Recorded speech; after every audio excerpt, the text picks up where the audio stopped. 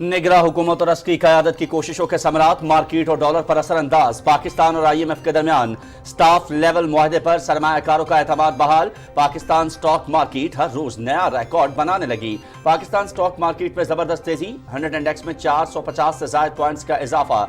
दौरान trading 100 index 57,110 से जायद पर ट्रेड कर रहा है। इंटरबैंक में डॉलर ₹1.94 सस्ता, इंटरबैंक में डॉलर ₹286.06 पर ट्रेड कर रहा है। पाकिस्तान और IMF के दरमियान स्टाफ लेवल मुआहिदा तय पा गया। $70 करोड़ की किस्त के इजरा की मंजूरी IMF बोर्ड देगा। मिशन चीफ नॉर्थन पोर्टर का सहमाही अहदाफ पूरा करने के लिए हुकूमती कोशिशों का एतराफ़। वज़ीर-ए-आज़म का इस्लाहाती अमल के लिए हुकूमती आज़म का इयादा। रिफॉर्म्स का मकसद मुल्की मईशत को मुस्तहकम करना है। अनवारुल हक काकड़ की IMF टीम से गुफ्तगू। वफाकी काबीना की हज पॉलिसी 2024 में तरामीम की मंजूरी। 10 साल से कम उम्र बच्चे भी हज अदा कर सकेंगे। 80 साल से ज्यादा उम्र वालों के लिए खिदमतगार साथ रखने की शर्त में नरमी का फैसला। वज़ीर आज़म अनवारुल हक काकड़ की ज़ेर सदारत इजलास 18 अफराद के नाम ECL से निकालने और 9 नाम शामिल करने की मंजूरी। सऊदी अरब और कतर के साथ सरमायाकारी मुआहिदों पर मुज़ाकरात की इजाज़त।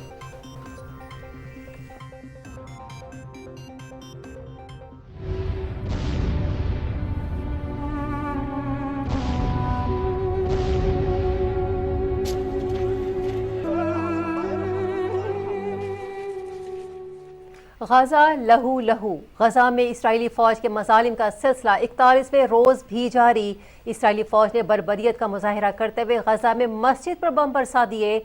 वहशियाना हमले में 50 नमाजी शहीद, दर्जनों जख्मी। इसराइली फौज की जानिब से गजा के सबसे बड़े अस्पताल अशिफा का मुहासरा बदस्तूर जारी। पैरामेडिक्स और एम्बुलेंसेस पर भी हमला।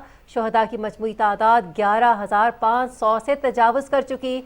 शहदा में 4,710 बच्चे और 3,160 खवातीन शामिल। अक़वाम मुत्तहदा की सलामती कौंसिल ने पहली मरतबा गजा में आर्जी जंग बंदी की करारदाद मंजूर कर ली। माल्टा की जानिब से पेश की गई करारदाद के हक में 12 वोट आए। 3 ममालिक अमरीका, बरतानिया और रूस ने वोटिंग में हिस्सा नहीं लिया। करारदाद में महसूस शहरियों तक इमदाद पहुंचाने के लिए जंग में वक्फे का मुतालबा। अमेरिका ने गजा पर इसराइली कब्जे की मुखालिफत कर दी। इसराइली वज़ीर आज़म पर वाज़े कर दिया कि 2 रियासती हल ही इसराइल फ़लस्तीन तनाज़े का वाहिद हल है। गजा पर कब्जा एक गलती होगी। अमेरिकी सदर का 2 टोक मौक़िफ़। गजा में हमास के ज़ेर हिरासत यरगमालियों की रिहाई के लिए हर मुमकिन कोशिश कर रहे हैं, लेकिन इसका मतलब अमेरिकी फ़ौज भेजना नहीं। सदर जो बाइडेन की कैलिफोर्निया में सहाफ़ियों से गुफ्तगू।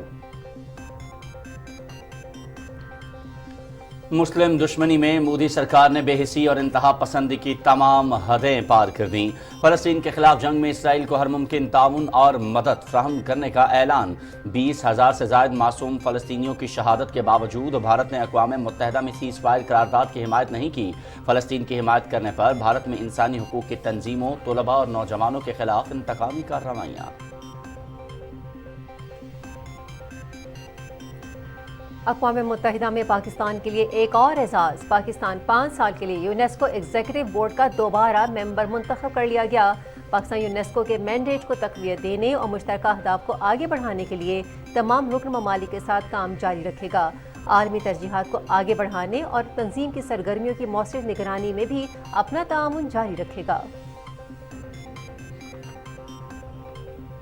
वज़ीर आला पंजाब मोहसिन नकवी का कैवलरी अंडरपास और घोड़ा चौक फ्लाई ओवर प्रोजेक्ट्स का दौरा।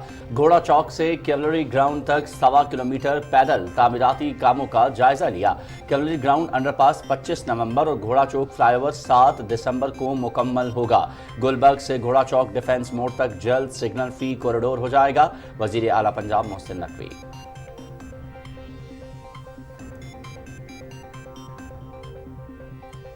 गैर कानूनी अफगान शहरियों की बजरिया तोरखम और चमन बॉर्डर वतन वापसी जारी। गुज़िश्ता रोज़ 2,225 अफराद पर मुश्तमिल मज़ीद 522 खानदान अपने वतन लौट गए। अफगानिस्तान वापस जाने वाले पनाह गुज़ीनों की मजमूई तादाद 2,28,574 हो गई। सिक्योरिटी फोर्सेस का खुफिया इत्तला पर टांग्स में ऑपरेशन। शदीद फायरिंग के तबादले में 7 दहशतगर्द हलाक। असलहा और गोला बारूद बरामद। हलाक दहशतगर्द टारगेट किलिंग और शहरियों के कत्ल की वारदातों में मुलव्वस थे।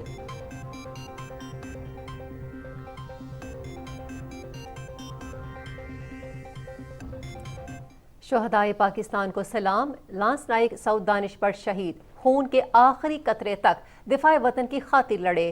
24 مئی 2019 کو جنوبی وزیرستان میں دہشت گردوں کے خلاف بہادری سے لڑتے ہوئے شہادت کے عظیم رتبے پر فائز ہو گئے. وہ شہید ہو گئے ہیں لیکن پھر بھی ایسا لگتا ہے جیسے ہمیشہ ساتھ ہیں. لانس نائک سعود دانش پر شہید کے لواحقین کے احساسات. پنجگول گرلز ڈگری کالج چتکان کی طالبات کا ایف سی بلوچستان کے ساتھ ایک دن. پاک فوج کی کارکردگی سے متعلق آگاہی فراہم کی گئی. طالبات نے سٹالز کا بھی دورہ کیا. ہتھیاروں، گاڑیوں اور دیگر جنگی ساز و سامان کی نمائش بھی دکھائی گئی.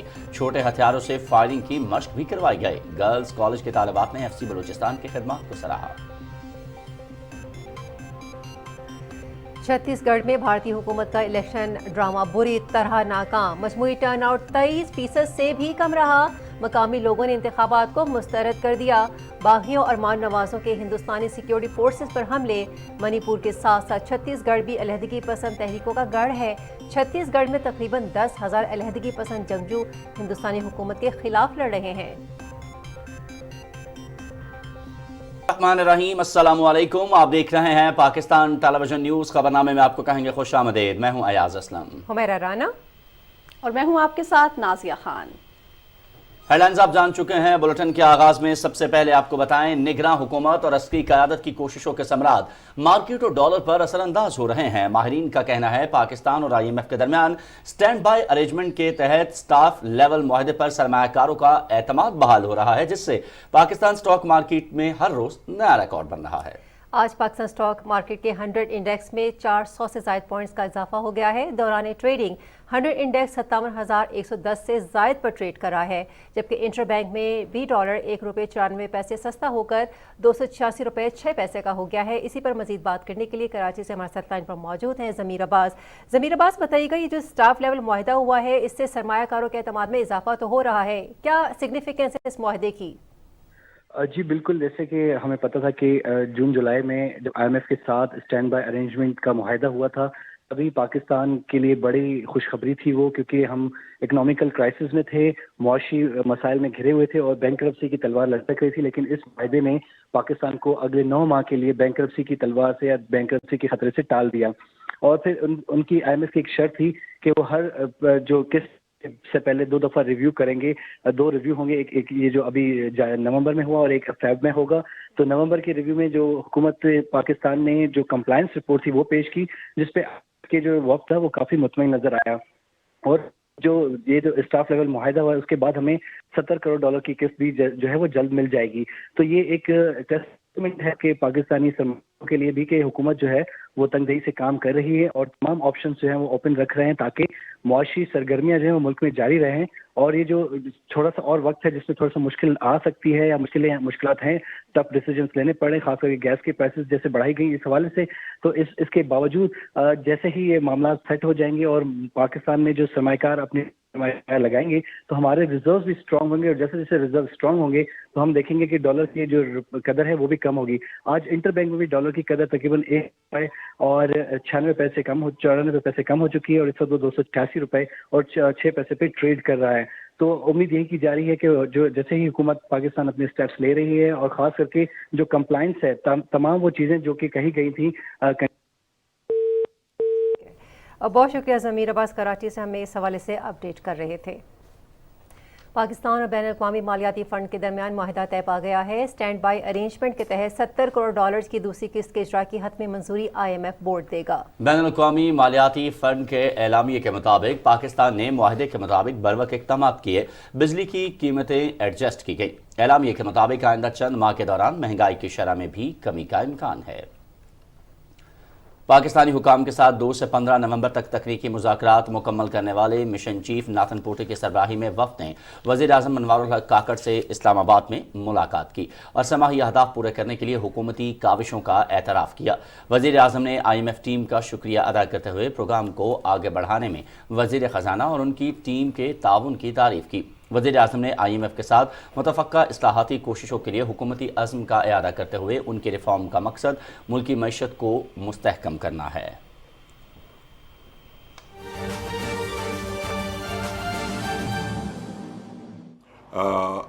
انہوں نے ہمیں بھجوایا چیزوں کو دیکھنے کے لیے, چیزیں لائن اپ کرنے کے لیے, اسٹریم لائن کرنے کے لیے کنگڈم آف سعودیہ.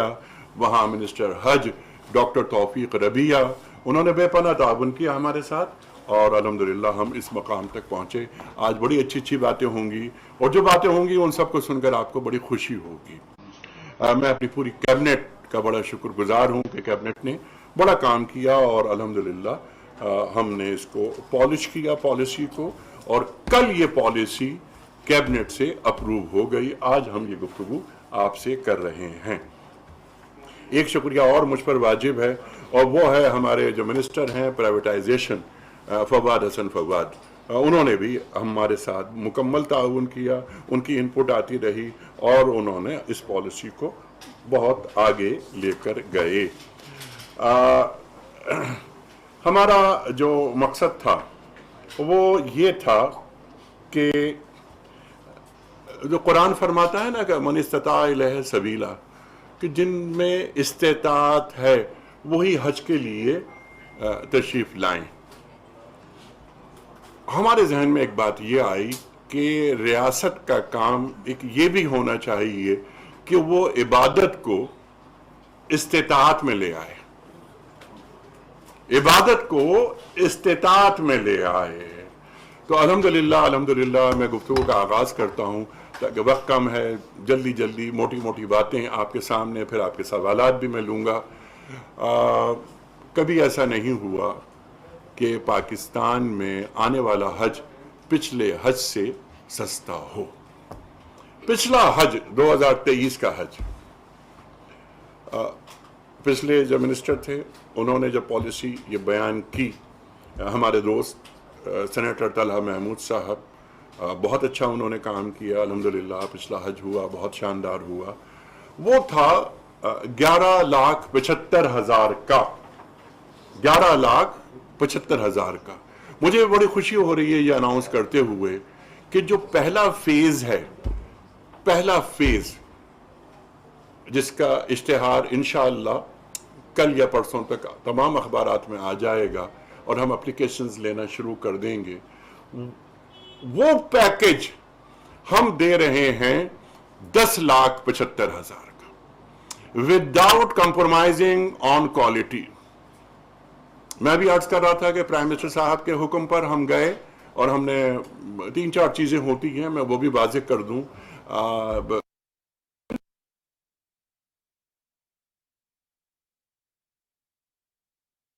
کی وزیر مذہبی امور انیک احمد تقریب سے خطاب کر رہے ہیں.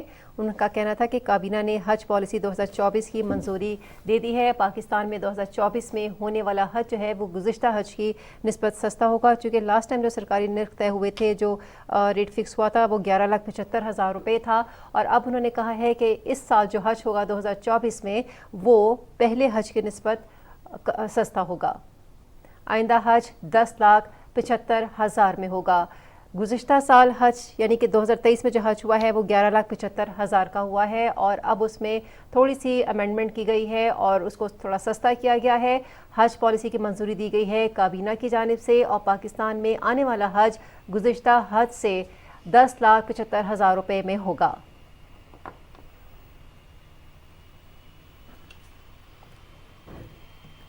بین الاقوامی مالیاتی فنڈ کے مشن نے رواں مالی سال کی پہلی سہ ماہی اہداف کو پورا کرنے کے لیے حکومتی اقدامات کو سراہتے ہوئے اٹھائے گئے اصلاحات اور کوششوں کی تعریف کی.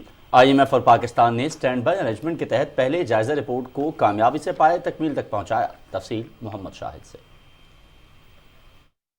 بین الاقوامی مالیاتی فنڈز کی جانب سے جاری کردہ پریس ریلیز کے مطابق 2 نومبر سے 15 نومبر تک جاری رہنے والی مذاکرات میں پاکستان کے اقتصادی پروگرام کے حوالے سے جائزہ رپورٹ کو کامیابی سے مکمل کیا گیا ہے. IMF ٹیم کی قیادت نیتن پورٹر, جبکہ پاکستانی ٹیم کی قیادت نگران وزیر خزانہ ڈاکٹر شمشاد اختر نے کی. وزیر خزانہ نے بین الاقوامی مالیاتی فنڈ کی ٹیم کو معاشی بحالی کے لیے اٹھائے گئے اقدامات سے آگاہ کیا. ڈاکٹر شمشاد اختر نے سٹینڈ بائی ارینجمنٹ کے تحت مالیاتی خسارے کو کم کرنے, گردشی قرضوں سے نمٹنے اور معاشی استحکام کے لیے اٹھائے گئے حکومتی اقدامات سے بھی وفد کو آگاہ کیا. سٹینڈ بائی ارینجمنٹ معاہدہ IMF کے ایگزیکٹو بورڈ کی منظوری سے مشروط ہے. IMF وفد نے قرضوں کا بوجھ کم کرنے کے لیے مالیاتی نبض و ضبط, غیر ضروری اخراجات میں کمی اور توانائی کے شعبے میں اصلاحات پر زور دیا۔ بین الاقوامی مالیاتی فنڈ کی جانب سے اسٹینڈ بائی ارینجمنٹ کے تحت $70 کروڑ ملنے سے زر مبادلہ کے ذخائر پر موجود دباؤ کو کم کرنے میں مدد ملے گی، جبکہ سرمایہ کاروں کا اعتماد بھی بحال ہوگا۔ محمد شاہد، PTV نیوز، اسلام آباد۔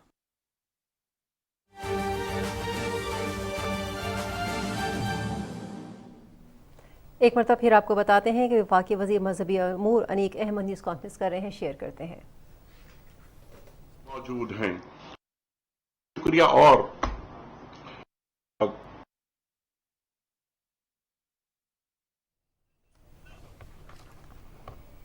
نگراں وفاقی وزیر میڈیا سے گفتگو کر رہے ہیں، انہوں نے کہا پاکستان میں آنے والا حج گزشتہ سال کے مقابلے میں سستا ہوگا، آئندہ حج 10,75,000 روپے میں ہوگا۔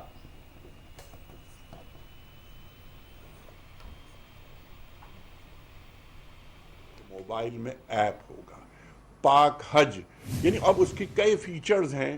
ہمارا حاجی گم نہیں ہوگا، وہ گم ہو ہی نہیں سکتا۔ مثال کے طور پر اگر ایک حاجی منا سے عرفات جا رہا ہے، اسے واپس آنا ہے، اسے اپنا مکتب نہیں مل رہا، وہ یہ ایپ آن کرے گا۔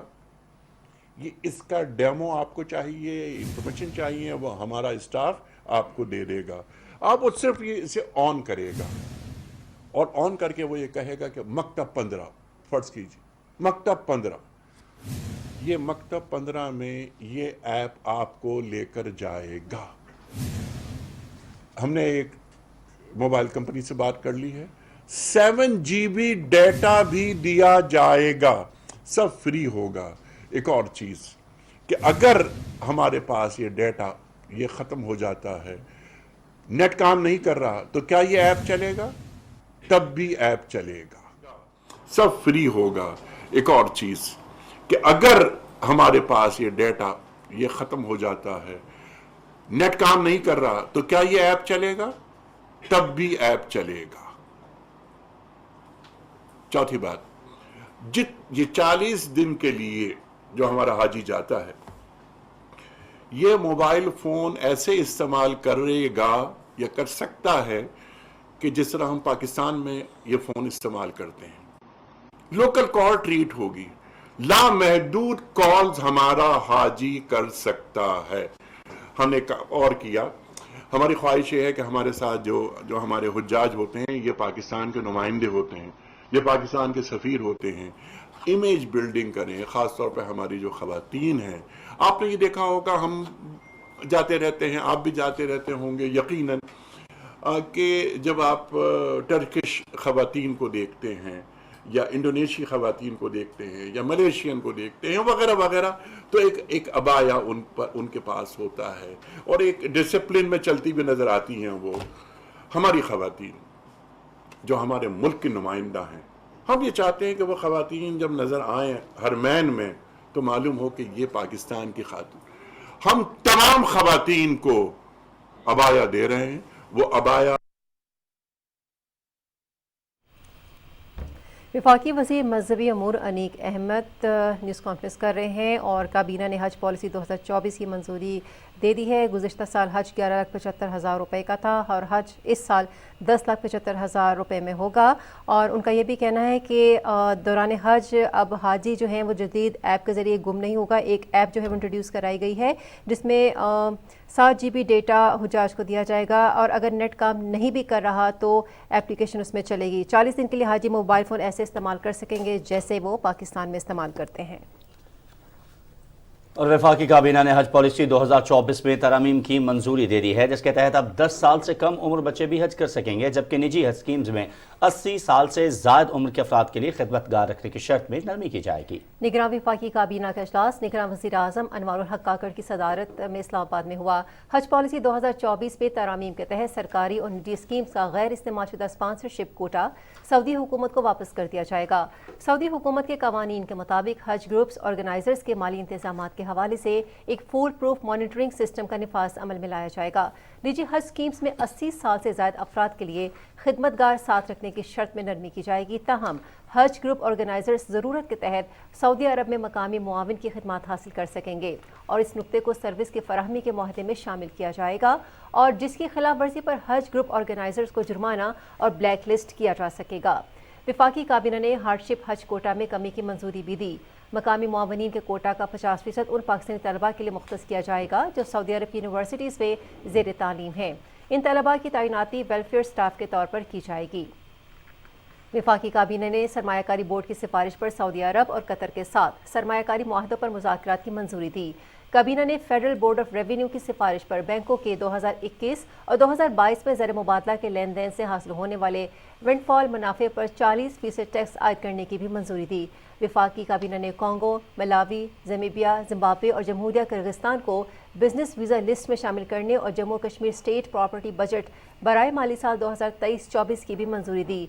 वफाकी काबीना ने ट्रेडिंग कॉरपोरेशन को 2 लाख मैट्रिक टन यूरिया की बैनुल-अक़वामी मार्केट से खरीद के लिए public procurement regulatory authority rules 2004 के तहत इस्तिस्ना की मंजूरी दी। इजलास ने वज़ारत दाखिला की सिफारिश पर 18 अफराद का नाम ECL से निकालने और 9 अफराद का नाम ECL में शामिल करने की भी मंजूरी दे दी।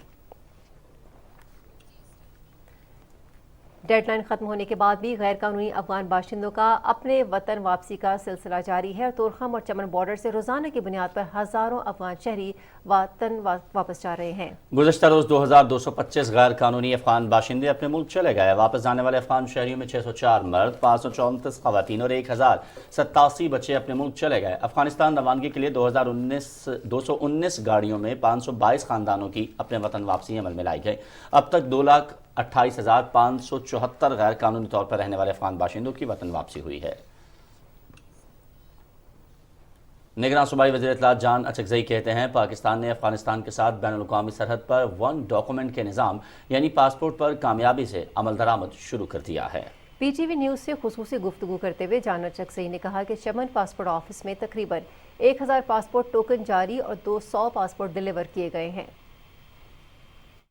पाकिस्तान के इंटरनेशनल बॉर्डर्स की जो फुल सैंक्टिटी है वो बहाल हो चुकी है और ये जो वन डॉक्यूमेंट रजीम है यानी पासपोर्ट की जो शर्त है वो अब अमली हो चुकी है और इसकी कोई भी खिलाफ वर्जी की इजाज़त नहीं दी जा सकती। पाकिस्तान एक बनाना रियासत नहीं है।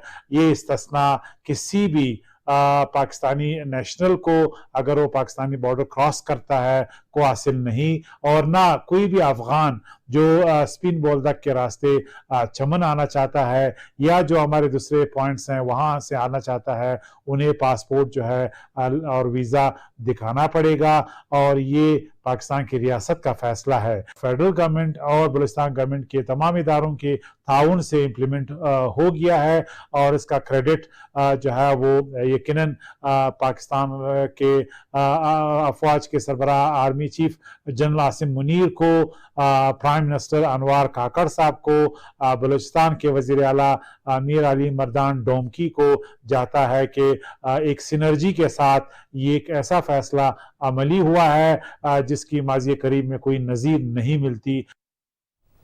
इस्लामाबाद में गैर कानूनी मुकीम गैर मुल्कियों के खिलाफ कार्रवाई जारी है। 8 अफ्रीकी नजात अफराद को तफ्तीश के लिए थाना शम्स कॉलोनी मुंतकिल किया गया। पुलिस तर्जुमान के मुताबिक कानूनी क़याम के दस्तावेजात फराहम न करने पर 4 गैर कानूनी मुकीम गैर मुल्कियों के खिलाफ मुकदमा दर्ज किए गए।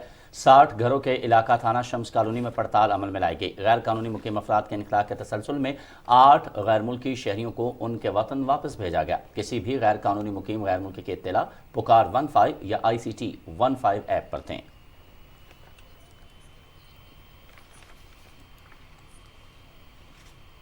तर्जुमान दफ्तर खारजा मुमताज़ ज़हरा बलोच कहती हैं निगरान वज़ीर आज़म अनवारुल हक काकड़ ने फ़लस्तीन पर OIC और अरब लीग के मुश्तरका इजलास में शिरकत की। वज़ीर आज़म ने गजा में फौरी जंगबंदी का मुतालबा करते हुए फ़लस्तीनी अवाम से इज़हार यकजहती किया। हफ्तावार मीडिया ब्रीफिंग देते हुए तर्जुमान ने कहा कि पाकिस्तान OIC और अरब लीग के मुश्तरका समिट के एलामिया का खैर मकदम करता है और इसराइल की गजा में हस्पतालों पर हमलों की मजम्मत करते हैं। तर्जुमान ने आलमी बिरादरी से गजा में हस्पतालों पर इसराइली हमलों का नोटिस लेने का मुतालबा करते हुए कहा कि आलमी बिरादरी गजा में इंसानी हुकूक की खिलाफ वर्जियों पर इसराइल को जिम्मेदार ठहराए। तर्जुमान का मजीद कहना था कि पाकिस्तान यूनेस्को एग्जीक्यूटिव बोर्ड का दोबारा मेंबर बन गया है।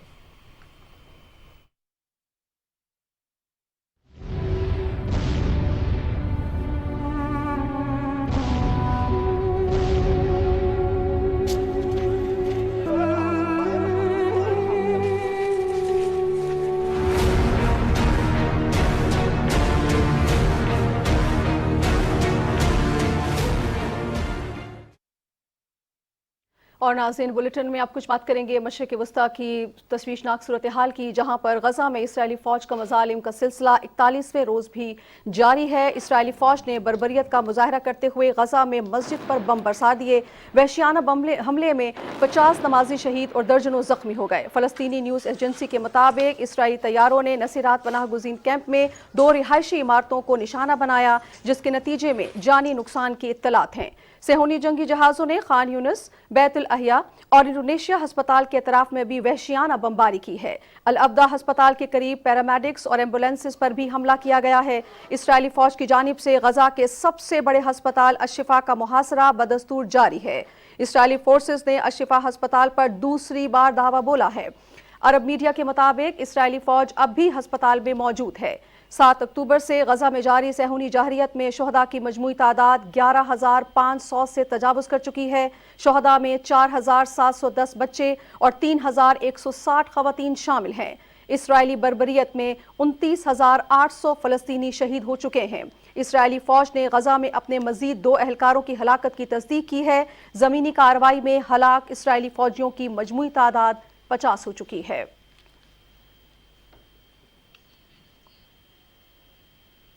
ناظرین، امریکہ نے غزہ پر اسرائیل کے قبضے کی مخالفت کر دی ہے۔ امریکی صدر جو بائیڈن کا کہنا ہے کہ انہوں نے اسرائیلی وزیر اعظم پر واضح کیا ہے کہ 2 ریاستی حل ہی اسرائیل فلسطین تنازع کا واحد حل ہے اور غزہ پر قبضہ ایک غلطی ہوگی۔ کیلیفورنیا میں صحافیوں سے گفتگو کرتے ہوئے امریکی صدر کا کہنا تھا کہ غزہ میں حماس کے زیر حراست یرغمالیوں کی رہائی کے لیے وہ ہر ممکن کوشش کر رہے ہیں، لیکن اس کا مطلب امریکی فوجی بھیجنا نہیں ہے۔ ادھر اقوام متحدہ کی سلامتی کونسل نے پہلی مرتبہ غزہ میں عارضی جنگ بندی کی قرارداد منظور کر لی۔ نیو یارک میں غزہ کی صورتحال پر اقوام متحدہ کی سلامتی کونسل کا اجلاس ہوا۔ مالٹا کی جانب سے پیش کی گئی قرارداد کے حق میں 12 ووٹ آئے، جبکہ 3 ممالک امریکہ، برطانیہ اور روس نے ووٹنگ میں حصہ نہیں لیا۔ قرارداد میں مطالبہ کیا گیا کہ محصور شہریوں تک امداد پہنچانے کے لیے جنگ میں وقفہ کیا جائے، جبکہ حماس اور دیگر گروپس قیدیوں کی فوری اور غیر مشروط رہائی کو یقینی بنایا جائے۔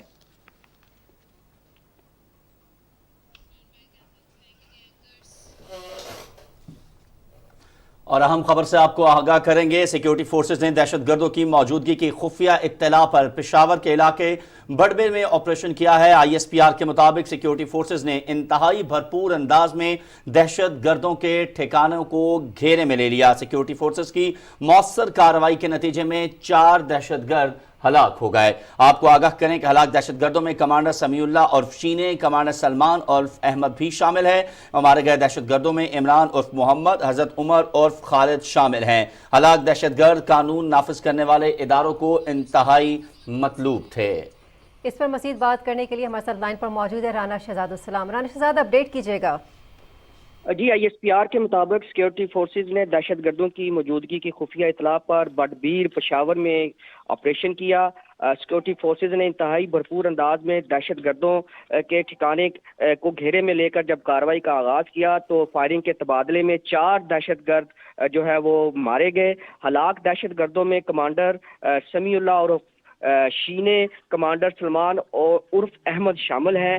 مارے گئے دہشت گردوں میں عمران عرف محمد، حضرت عمر عرف خالد بھی شامل ہیں۔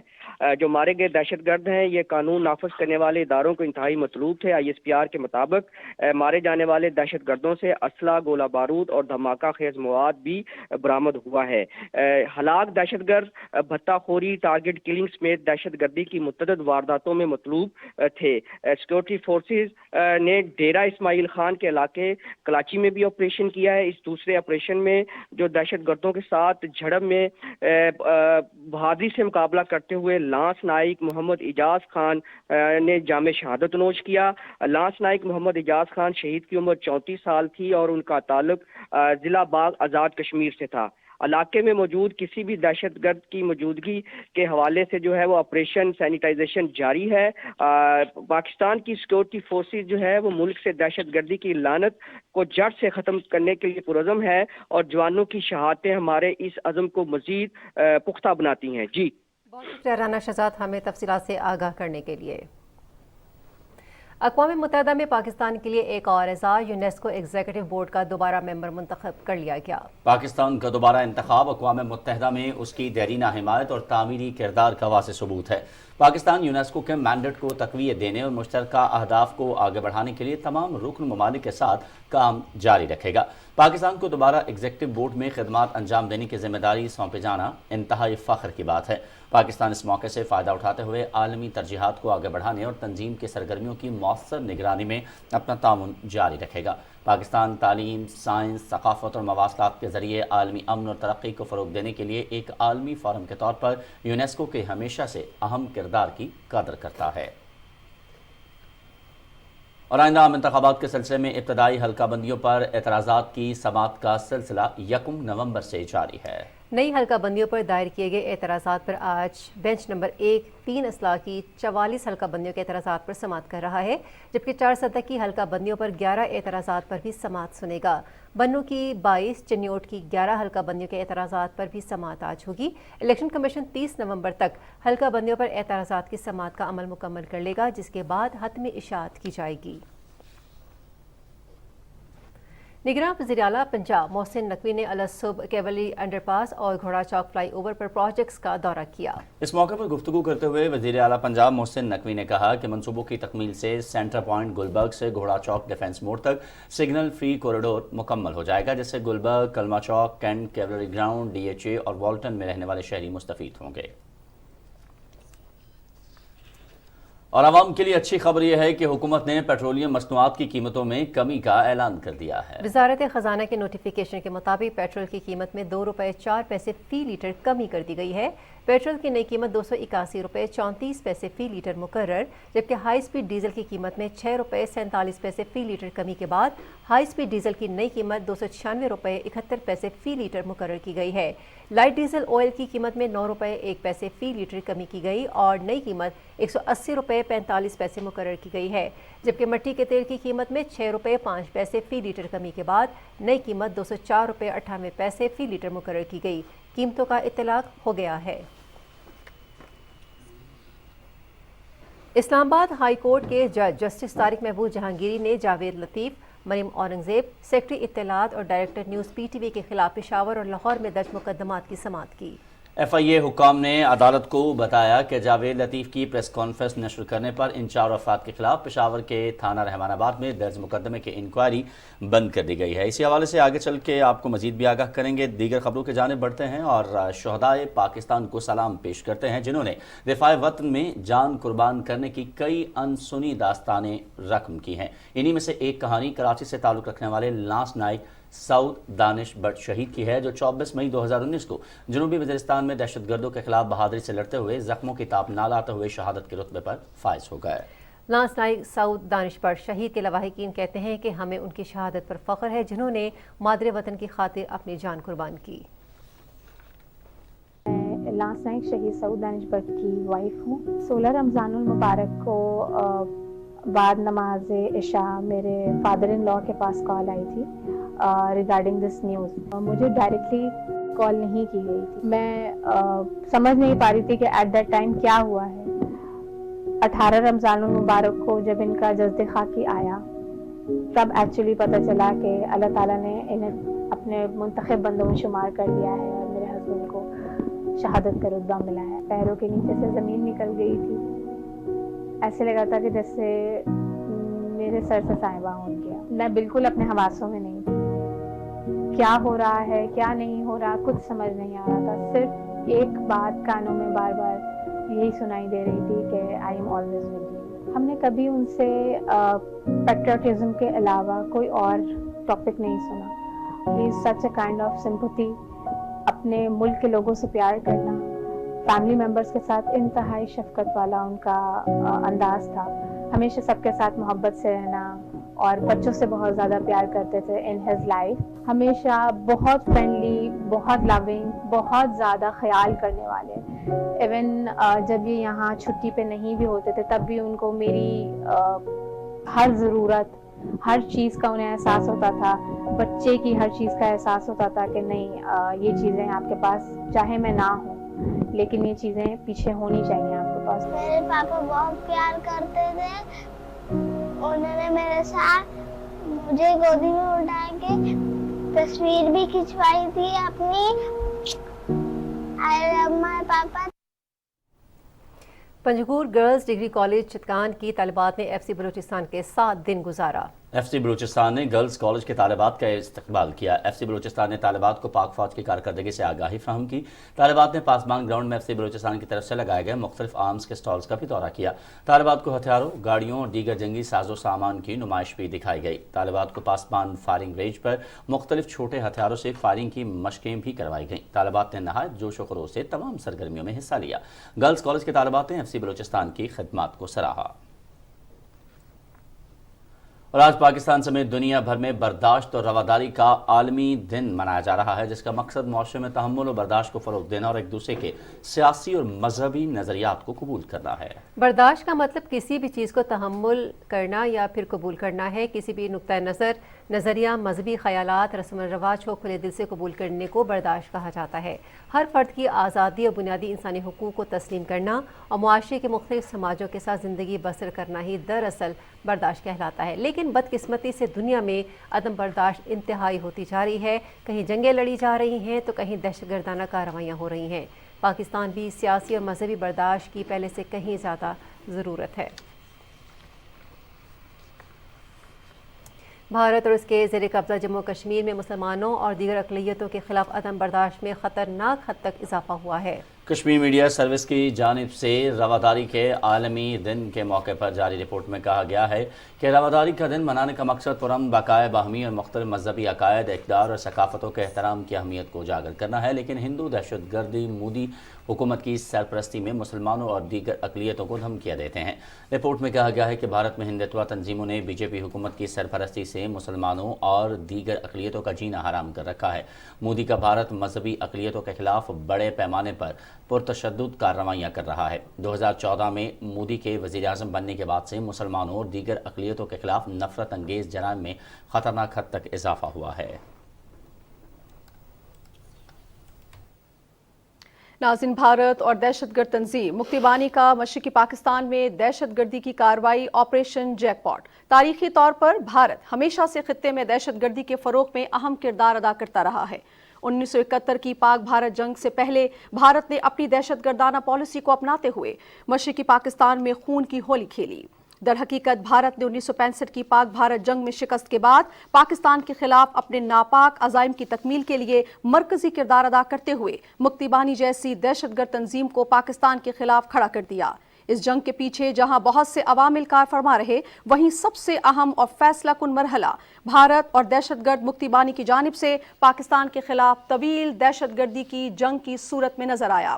فروری 1971 سے بھارت نے مشرقی پاکستان میں دہشت گردی کا آغاز کر دیا. بھارت نے 15 اگست 1971 کو دہشت گردی کے ہولناک منصوبے کو عملی جامہ پہناتے ہوئے نام نہاد آپریشن جیک پاٹ کا آغاز کیا. بھارتی وزیر اعظم اندرا گاندھی نے بھارتی بارڈر سیکیورٹی فورس کو ہدایت کی کہ وہ مکتی بانی کے دہشت گردوں، جن میں بڑی تعداد ہندو بنگالیوں کی تھی، کو پناہ اور تربیت فراہم کرے. 15 مئی کے بعد سے بھارتی فوج نے دہشت گرد تنظیم مکتی بانی کے لیے سپلائی اور تربیتی کارروائیوں کا آغاز کر دیا. دہشت گردی کی اس کارروائی کا مقصد بڑی تعداد میں تربیت یافتہ مکتی بانی کے دہشت گردوں کو مشرقی پاکستان کے اندر بھیج کر معصوم محب وطن پاکستانیوں کو شہید کرنا، فوجی اور اقتصادی اثاثوں کو سبوتاش کرنا اور پاکستان آرمی کے سپلائی نیٹ ورک میں خلل ڈالنا تھا. اس دہشت گردانہ کارروائی کو آپریشن جیک پاٹ کا نام دیا گیا. بھارت نے دہشت گرد تنظیم مکتی بانی کے ذریعے مشرقی پاکستان میں بے گناہوں کو شہید کرنے کے ساتھ ساتھ پاکستانی سرحد پر دہشت گردی کے اڈے قائم کیے اور در اندازی شروع کر دی. مئی اور اکتوبر 1971 کی درمیانی عرصے کے دوران بھارت نے مشرقی پاکستان میں حملوں کو تیز کر دیا. 21 نومبر 1971 کو بھارت نے مشرقی پاکستان پر حملہ کر دیا. یوں پاک بھارت جنگ کا آغاز ہو گیا.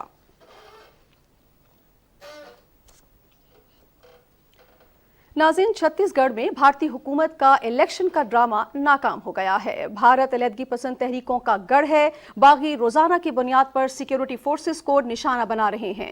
ٹائمز آف انڈیا کے مطابق حال ہی میں بھارتی حکومت نے اپنا تسلط قائم رکھنے کے لیے چھتیس گڑھ میں انتخابات کا ڈھونگ رچایا، جس کی مجموعی آبادی 29.44 ملین ہے.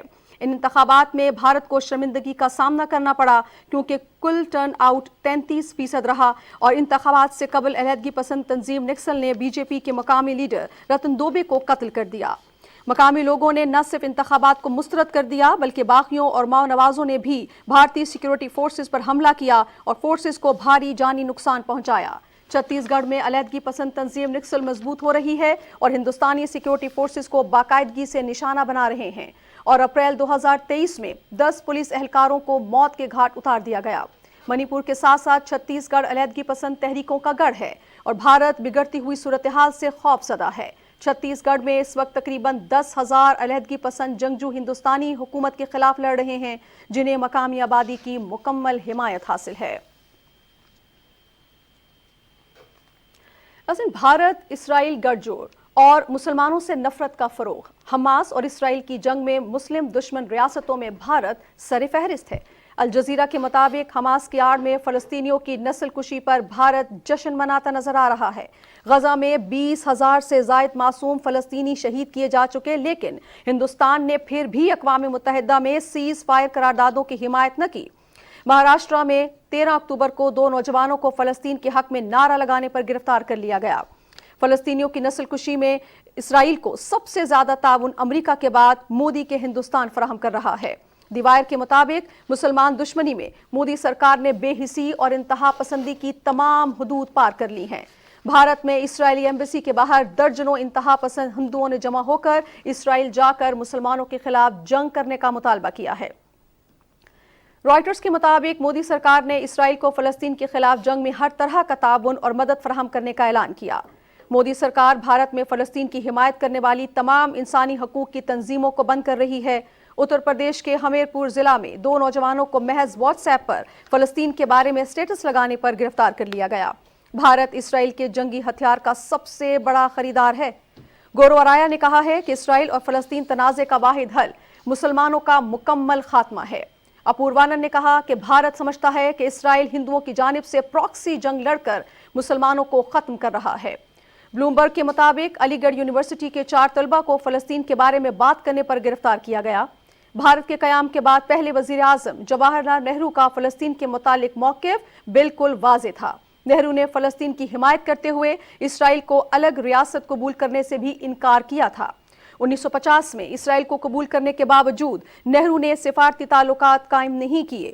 1970 میں کانگریس کے زیر حکومت ہندوستان پہلی غیر مسلم ریاست تھی جس نے فلسطین لبریشن آرگنائزیشن کی حمایت کا اعلان کیا۔ 2014 میں مودی کی حکومت آتے ہی اسرائیل اور بھارت کے مابین تعلقات مضبوط ہو گئے۔ 2017 میں پہلی بار ہندوستان کے کسی وزیر اعظم نے اسرائیل کا دورہ کیا۔ 7 اکتوبر کو حماس کے حملے کے بعد امریکہ سے بھی پہلے مودی نے اسرائیل کے ساتھ ہمدردی کا اعلان کیا۔ فلسطینی سفیر عدنان اللہجہ نے کہا ہے کہ ہندوستان سے کسی چیز کی توقع نہیں رکھتا۔ میں نے انہیں کئی بار فون کیا لیکن انہوں نے کچھ نہیں کیا، اس لیے مجھے ان سے کوئی امید نہیں ہے۔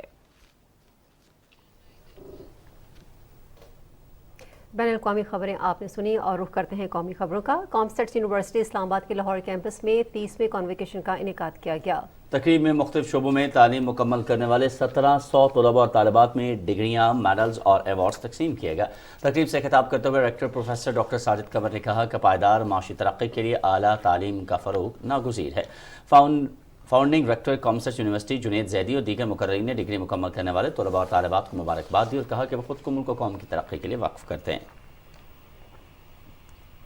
بہاولپور آرٹس کونسل میں معروف افسانہ نگار، شاعر، ادیب اور ڈرامہ نگار عرفان جمیل کی کتاب کلام اقبال کا سرائکی ترجمہ کی تقریب رونمائی منعقد ہوئی۔ مہمان خصوصی نامور شاعر پروفیسر سید قاسم جلال، نواز کاوش اور دیگر مقررین نے کہا کہ عرفان جمیل نے کلام اقبال کا سرائکی زبان میں ترجمہ کر کے خود کو ادبی میدان میں منوایا ہے۔ انہوں نے سرائکی ترجمے میں خالص بہاولپوری سرائکی شامل کی ہے اور ایسے الفاظ کا چناؤ کیا ہے جو کہ اب بہت کم بولے اور سمجھے جاتے ہیں۔ کتاب کے مصنف عرفان جمیل نے کہا کہ علامہ اقبال کی شاعری میں بہاولپور کا تذکرہ اور تعریف بھی موجود ہے، تو اس لیے یہاں کا باسی ہونے کے ناطے مجھ پر یہ اخلاقی فرض بنتا تھا کہ ان کے کلام کا سرائکی ترجمہ کیا جائے۔ تقریب میں ادبی ثقافتی شخصیات کے علاوہ شہریوں نے بھی شرکت کی۔ منڈی بہاؤدین میں پنجاب ایجوکیشن فاؤنڈیشن کے زیر اہتمام پیف پارٹنر سکولز کے مابین ضلعی سطح کے ادبی اور کھیلوں کے مقابلے ہوئے۔ تلاوت نعت، تقاریر، لانگ جمپ، سیک ریس اور 100 میٹر ریس کے مقابلہ جات میں طلباء طالبات نے بڑھ چڑھ کر حصہ لیا۔ مہمان خصوصی محمد بشیر اور حافظ اکرام اللہ تارڑ نے کہا کہ روٹین کے پڑھائی سے ہٹ کر پنجاب ایجوکیشن فاؤنڈیشن نے ادبی اور کھیلوں کے مقابلے منعقد کروا کے طلباء اور طالبات میں مقابلوں کی فضا کا ماحول فراہم کیا ہے۔ مقابلوں کے لیے طلباء اور طالبات نے بہت محنت کی ہے۔ پروگرام کے آخر میں پوزیشن ہولڈرز طلباء اور طالبات میں انعامات بھی تقسیم کیے گئے۔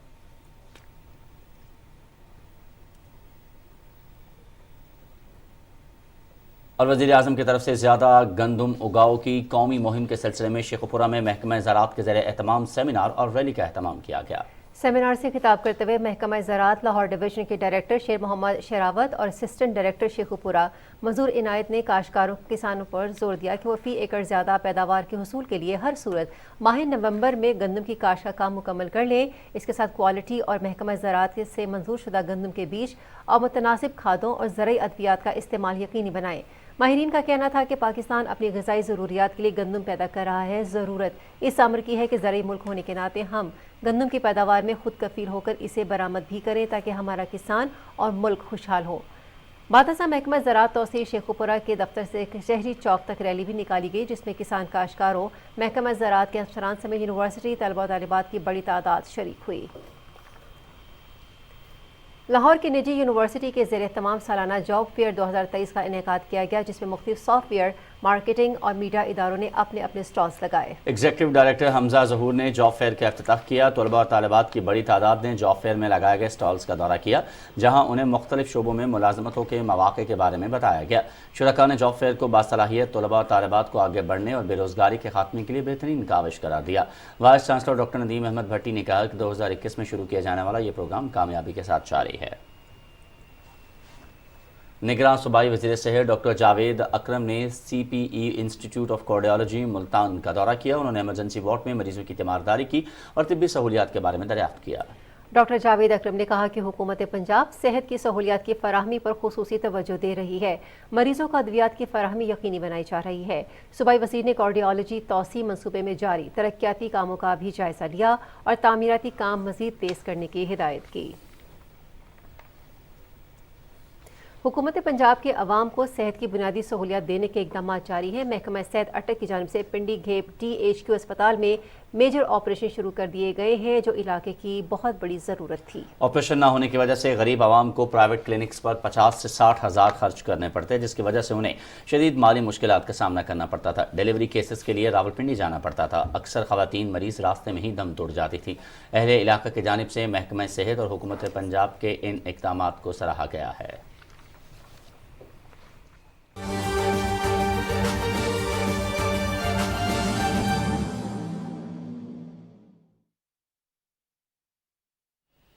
ناظرین اب کچھ بات کر لیتے ہیں موسمیاتی تبدیلی اور اس کے اثرات کے حوالے سے۔ موسمیاتی تبدیلی نے ملک بھر کی طرح خیبر پختونخوا کو بھی بری طرح متاثر کیا ہے۔ موسم شدید تر ہونے اور گرمی کا دورانیہ بڑھنے سے فصلوں پر منفی اثرات مرتب ہو رہے ہیں۔ انوار اللہ خان کی رپورٹ دیکھیے۔ موسمیاتی تبدیلی پوری دنیا کے لیے بہت بڑا چیلنج ہے۔ پاکستان جیسے ترقی پذیر ملک میں جہاں یہ انسانوں، جانوروں اور پودوں پر اثر انداز ہو رہی ہے، وہی فصلوں کی پیداوار بھی بری طرح متاثر ہو رہی ہے۔ دنیا کے نقشے پہ دیکھیں تو 10 ممالک ایسے ہیں جو کلائمیٹ چینج یا موسمی تبدیلیوں سے زیادہ اثر انداز، اس پہ برے اثرات پڑیں گے، اور پاکستان کا نمبر 7واں ہے۔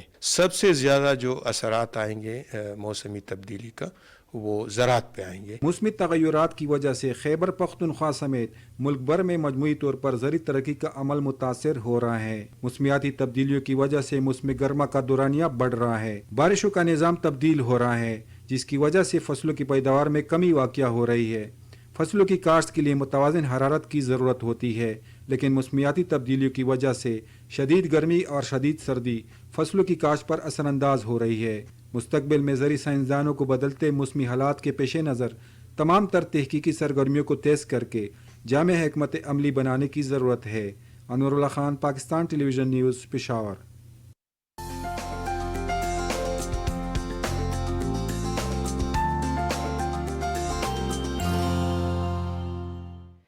السلام علیکم ناظرین، ویدر اپڈیٹ کے ساتھ میں ہوں قاسم علی۔ ناظرین، محکمہ موسمیات کے مطابق آئندہ 12 گھنٹے کے دوران ملک کے بیشتر علاقوں میں موسم خشک جبکہ بالائی علاقوں میں سرد اور مطلع جزوی ابر آلود رہے گا۔